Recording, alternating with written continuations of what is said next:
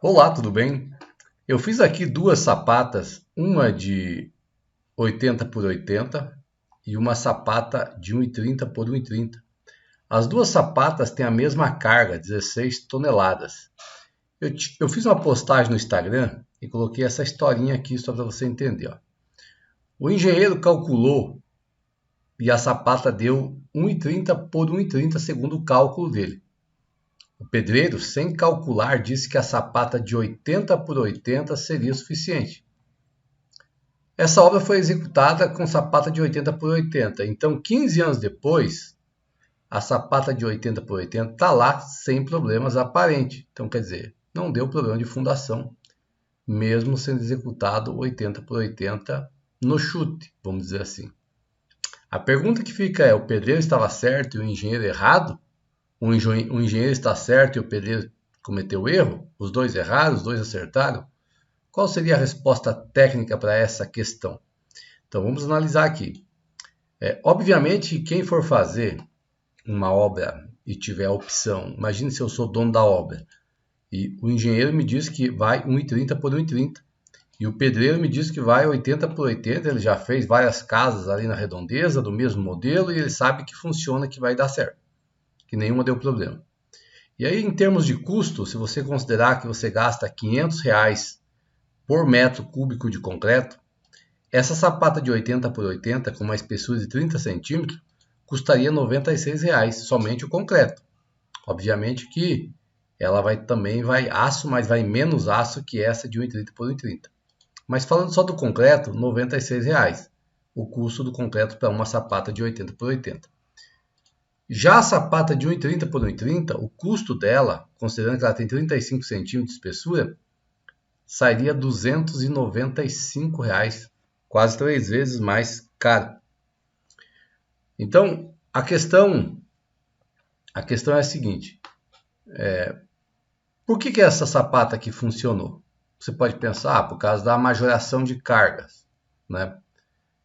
Poderia ser um fator, mas será que é só por isso? Vamos tentar entender essa questão aí. Vamos pensar na seguinte hipótese, que a tensão admissível do solo para esse exercício que o engenheiro está considerando seja 1 kg por centímetro quadrado. Se ele considera 1 kg por centímetro quadrado e ele tem 16 toneladas, então ele tem, vamos pensar aqui, ó, só para você entender, ele tem 16 mil quilos, certo? Para distribuir, como cada centímetro quadrado vai receber 1 kg, que é a tensão máxima, ok? Então, ele precisa de 16 mil centímetros quadrados. Se você tira a raiz disso aqui, você descobre que a sapata que ele precisa, se for quadrada, seria 127, né? Então, a gente costuma arredondar. Então, com esse raciocínio, o engenheiro considerou a sapata de 1,30, arredondando para cima. Ele fez a sapata de 1,30 por 1,30, tendo 16.900 centímetros quadrados de área.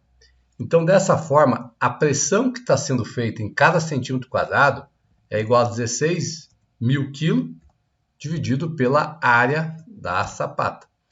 Então, como a tensão admissível é 1 kg por centímetro quadrado, ele está usando praticamente 947 gramas aí por centímetro quadrado, então ele está dentro das recomendações e da segurança. Já esse outro aqui, ele tem uma sapata de 80 por 80, portanto 6.400 centímetros quadrados. A pressão em cada centímetro quadrado é igual a 16.000 dividido por essa área aqui, ó. Então, em cada centímetro quadrado da sapata de 80 por 80, tem uma pressão de 2,5 kg, ok? Vamos pensar que essa carga de 16 toneladas é a carga de projeto. Portanto, você tem que entender que a carga de projeto, na real, ela é majorada, né? Mas vamos entender aqui mais uma coisa antes. O engenheiro calculou baseada numa tensão chamada tensão admissível do solo, que seria 1 kg por centímetro quadrado, ok? Vamos pensar que esse seja o valor exato. A gente sabe que na questão de solo a gente nunca consegue ter precisão exata quanto a essa resistência.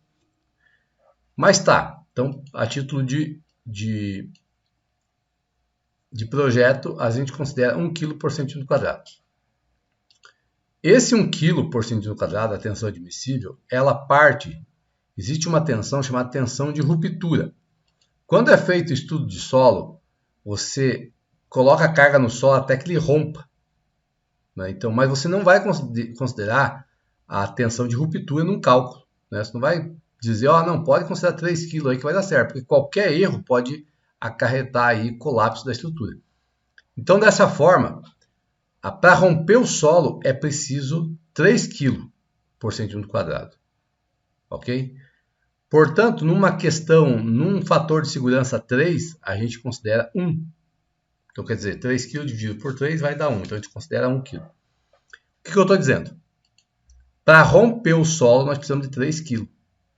O pedreiro, sem saber, no chute, está considerando aqui, colocou uma sapata que está usando 2,5. Quer dizer, não chegou no 3. Então, esse solo vai romper quando chegar no 3. Quer dizer, ele está usando quase nada de margem de segurança aqui. Porém, ele não está chegando no ponto de ruptura. Então, só vai romper o solo, só vai dar recalque se chegar nisso aqui. Então, mesmo desconsiderando toda a parte de segurança, ele está numa tensão aqui por centímetro quadrado que permite ele acreditar que essa é uma obra segura. Ok? Mas está no limite da segurança. É igual você estar pendurado numa montanha, você tem uma corda que aguenta 1.000 kg, né? 1 tonelada, e você está descendo ali a corda com 990 kg. Né? Qualquer solavanco ali pode fazer você cair. Agora, tem mais uma questão.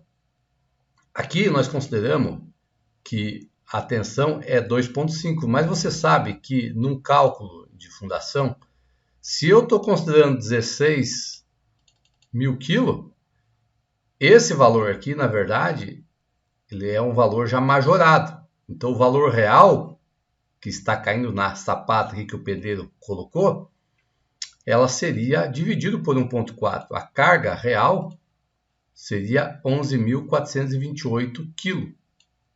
Ok? 11.429 para arredondar ali para cima. Então, na verdade, esse valor aqui, 16.000, que está aqui, então nós podemos trocar por 11.429, ok? E nós teríamos a pressão que está sendo feita realmente nessa sapata de 80 por 80 por centímetro quadrado é de 1,78 kg, que está ainda mais longe da tensão de ruptura. Obviamente que aqui também está, mas eu estou analisando essa aqui, que mesmo sem ter margem de segurança, né, sem ele ter considerado, feito por experiência própria, ele acabou executando uma fundação mais econômica, né, obviamente fora da norma, mas possibilitou que a estrutura não caísse. Então é por isso que muita gente executa a obra, às vezes, sem cálculo, mas usando experiência prática e dá certo, porque a margem de segurança é alta. Se você parar para pensar, né, é uma distância bem longa. Ele poderia até considerar uma sapata, inclusive, até menor, até 70 por 70, possivelmente daria certo. Então, é essa aí que é a explicação para essa situação. Obviamente que se você numa casa térreo, isso aí até pode ser aceitável, né? Alguém vai dizer, não, isso é inaceitável. Mas eu estou dizendo o seguinte, uma fundação, quando dá problema numa casa térreo, pode dar uma trinca, uma rachadura ali, mas já numa construção mais alta, já sobrado, um prédio, já pode cair a obra inteira.